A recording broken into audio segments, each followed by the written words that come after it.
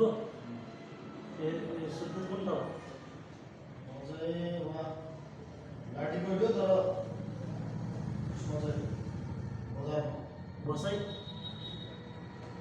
बसाइको बच्चाले के दुकानमै बसेर होला सानैदेखि आर्टिस्ट हो दाजु चाहिँ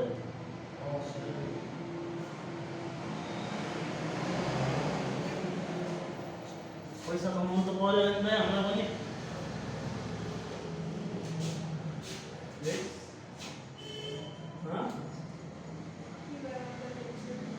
ग्यास दिने के